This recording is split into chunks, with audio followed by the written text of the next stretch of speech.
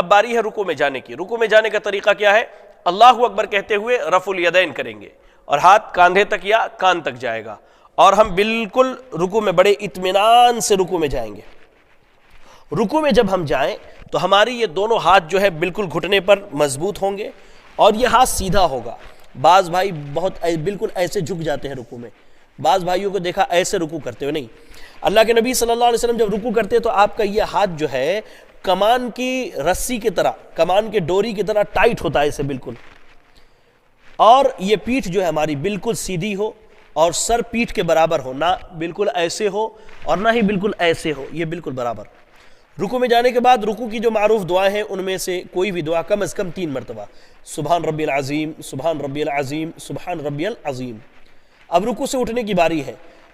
سمع اللہ لمن حمدہ، سمع اللہ لمن حمدہ کہتے ہوئے رفع الیدین کرے یا کہنے کے بعد رفع الیدین کرے۔ سمع اللہ لمن حمدہ امام اور مقتدی دونوں کہیں گے۔ ہمارے یہاں معروف کیا ہے کہ امام سمع اللہ لمن حمدہ کہتا ہے اور مقتدی ربنا ولک الحمد حمدا کثیرا طیبا مبارکا فی پڑھتے نہیں۔ امام اور مقتدی دونوں سمع اللہ لمن حمدہ اور ربنا ولک الحمد حمدا کثیرا طیبا مبارکا فی۔ ہم نے پڑھ لی دعا، رکوع سے اٹھنے کے بعد کی دعا، اطمینان سے ایک دم کھڑے ہو جائیے، بالکل طمانینت کے ساتھ، سکون کے ساتھ۔ نماز دراصل سکون کا نام ہے۔ اب ہمیں سجدے میں جانا ہے۔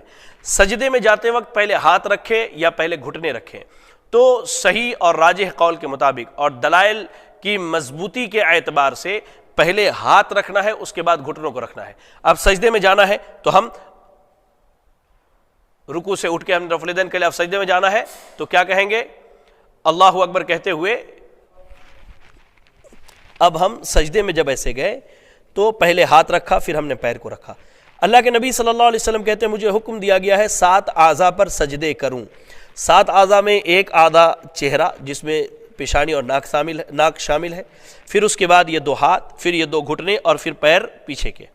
سجدے میں گئے ہم بڑے اطمینان سے، اس طرح سے ہم نے پیشانی کو اور اپنے ناک کو لگایا اور پیر کے پچھلے حصے کو ملا لیا۔ آپ دیکھ سکتے ہیں اس طرح سے پیر کو ہم نے ملا لیا۔ سجدے میں یاد رکھیں زمین پر بالکل ہاتھ کو ایسے نہیں پھیلانا ہے، اللہ کے نبی صلی اللہ علیہ وسلم نے اس سے منع کیا ہے، اور نہ ہی بالکل ایسے پہلو میں لگا کے رکھنا ہے، نہیں، بلکہ ہاتھ کشادہ ہو، اگر جگہ زیادہ ہے تو، جگہ کم ہے تو پہلو سے ہٹا کر کے رکھیں، لیکن کیا ہے پہلو میں نہ سٹائیں یا زمین پر اس طرح سے نہ بچھائیں۔ سجدے میں جانے کے بعد اب ہم سجدے کی دعا پڑھیں گے، سبحان ربی الاعلیٰ، سبحان ربی الاعلیٰ، سبحان ربی الاعلیٰ۔ اس کے علاوہ جو دوسری دعائیں ثابت ہیں وہ بھی پڑھ سکتے ہیں انشاءاللہ۔ سجدے میں دعا کرنی چاہیے، عربی زبان میں آپ کو دعائیں یاد ہے تو آپ کثرت سے دعا کر سکتے ہیں۔ اب سجدے سے اٹھنا ہے، اللہ اکبر۔ اٹھنے کے بعد ہم کیسے بیٹھیں گے؟ تو آپ دیکھیے ہمارا جو بایاں پیر ہے، یہ جو بایاں پیر ہے، یہ جو بایاں پیر ہے، اس پیر کو ہم ایسے زمین پر بچھائیں گے، دیکھیے اس طرح سے بچھا کر، اور اس پیر کو کھڑا رکھیں گے اور اس پر بیٹھیں گے ایسے۔ یہ طریقہ سجدے کا اور سجدے میں جانے اور سجدے سے اٹھنے کا مرد عورت سب کے لیے، اس میں کوئی فرق نہیں۔ سجدے سے اٹھنے کے بعد ہمارا بایاں ہاتھ بائیں ران پر گھٹنے کے پاس، دایاں ہاتھ دائیں ران پر گھٹنے کے پاس ہوگا، اور یہ اس ہاتھ کو کیا کریں گے ہم بالکل ایسے بچھا دیں گے۔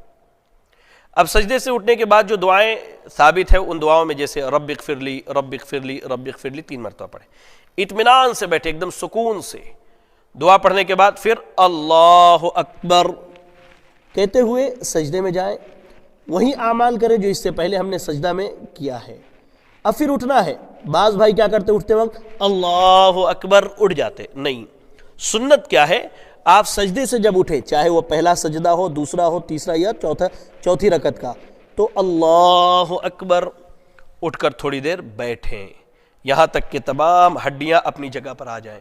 اللہ کے نبی صلی اللہ علیہ وسلم کے تعلق سے صحابہ اکرام بیان کرتے ہیں کہ آپ اتنی دیر بیٹھتے تھے ہمیں یہ لگتا کہ آپ بھول گئے ہیں کہ آپ کو اٹھنا ہے۔ سجدے سے اٹھنے کے بعد اس طرح بیٹھیں پہلی رکعت میں، اب پھر جو ہے اٹھ جائیں، آپ مختصر بیٹھیں، لمبا نہیں، مختصر بیٹھے۔ اٹھنے کے بعد پھر اپنی جگہ پر کھڑے ہو گئے، پھر سے دوبارہ ہاتھ سینے پر اور کلائی کے اوپر، کلائی بائیں ہاتھ کے اوپر، دایاں ہاتھ سینے پر باندھ لیا ہم نے، پھر بسم اللہ الرحمن الرحیم پڑھیں، سورۃ الفاتحہ کی تلاوت کریں، پھر کوئی مختصر سی سورت پڑھیں، پھر اللہ اکبر کہتے ہوئے رکوع میں جائیں۔ رکوع کا جو طریقہ آپ کو بتلائے گا بالکل ویسے ہی رکوع کریں، اعتدال کے ساتھ، اطمینان کے ساتھ، سکون کے ساتھ دعا پڑھیں رکوع کی، پھر اٹھیں۔ سمع اللہ لمن حمدہ ربنا ولک الحمد حمدا کثیرا طیبا مبارکا فیہ، ٹھیک ہے۔ اس کے بعد اب ہمیں سجدے میں جانا ہے، تو ہم اللہ اکبر کہتے ہوئے کیا ہے سجدے میں چلے جائیں۔ سجدہ جیسے کرنے کا بتایا گیا ویسے ہی کریں، تمام اعضاء سیدھے ہوں، قبلے کی طرف ہوں، سجدے کی دعا پڑھیں، اللہ اکبر کہتے ہوئے پہلے سجدے سے اٹھیں، سبحان ربی اللہ رب اغفر لی رب اغفر لی رب اغفر لی پڑھیں، پھر اللہ اکبر کہتے ہوئے سجدے میں جائیں، اطمینان اور سکون سے سجدہ کریں، اللہ سے جتنی چاہے دعائیں مانگیں، عربی زبان میں آپ کو دعائیں یاد ہیں تو دعائیں پڑھیں، پھر اللہ اکبر کہتے ہوئے بیٹھیں۔ یہ دوسری رکعت ہماری ہے۔ اب یہ دوسری رکعت اگر فجر کی ہے تو ہماری آخری رکعت ہوگی وہ، اگر مغرب کی ہے تو اس کے بعد ایک رکعت پڑھنی ہے، اور اگر ظہر عصر یا عشاء کی ہے تو اس کے بعد ہمیں 2 رکعت پڑھنی ہے۔ اللہ کے نبی صلی اللہ علیہ وسلم شروع کی 2 رکعتوں میں سورۃ الفاتحہ کے ساتھ سورت پڑھا کرتے تھے، اور آخر کی 2 رکعتوں میں صرف سورۃ الفاتحہ پڑھا کرتے تھے۔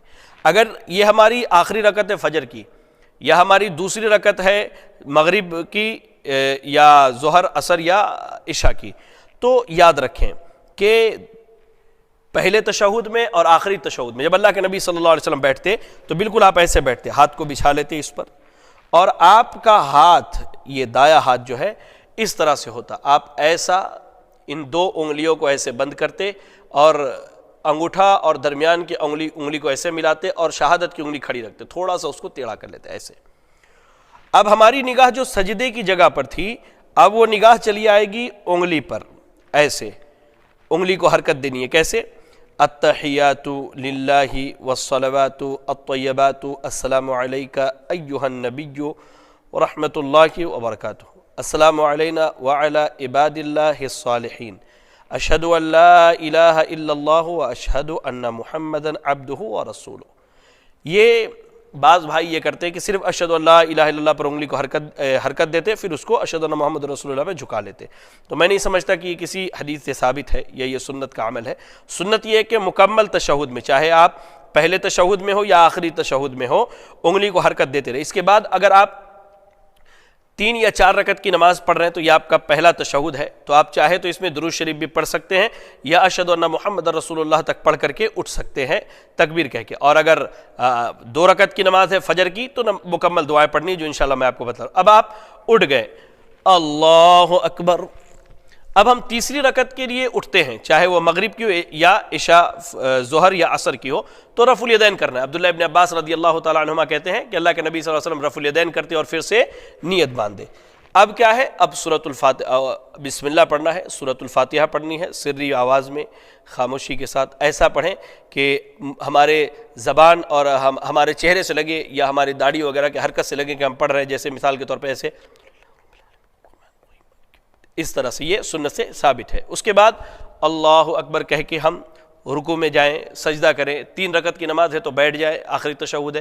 4 رکعت کی نماز ہے تو پھر اٹھیں گے 1 رکعت کے لیے، اور آخری تشہد میں جب ہم بیٹھیں گے، مثال کے طور پہ ہم سجدے سے اٹھنے کے بعد آخری تشہد میں بیٹھیں، تو آخری تشہد میں ہمیں جس طرح ہم پہلے تشہد میں بیٹھتے ویسے نہیں بیٹھنا ہے، بلکہ ہمارا یہ جو پیر ہے، یہ بایاں پیر جو ہے، آپ دیکھ لیجئے دائیں پیر کے نیچے آئے گا، اور ہم جسم کے اس حصے پر بیٹھیں گے، اپنے کولہے پر، اس طرح سے یہ ایسے بیٹھیں گے ہم۔ دیکھیں یہ پیر بالکل یہاں سے نکلا ہوا ہوگا، یہ پیر ایسے زمین پر کھڑا ہوگا، اور ہم بالکل ایسے اطمینان سے بیٹھے ہوں گے۔ اب جب ہم بیٹھیں گے تو اس صورت میں پھر جس طرح ہم نے پہلے تشہد میں انگلی کو میں گرہ بنایا تھا اور اس طرح سے اپنی انگلی کو کھڑی رکھی تھی، ہم نے کھڑی رکھیں گے، اور کلمات پڑھیں گے، التحیات للہ والصلوات الطیبات السلام علیک ایہا النبی ورحمۃ اللہ وبرکاتہ۔ اس کے بعد تحیات کے بعد درود ابراہیمی پڑھیں گے، اور ہماری نگاہ کہاں ہوگی؟ ہماری انگلی پر ہوگی۔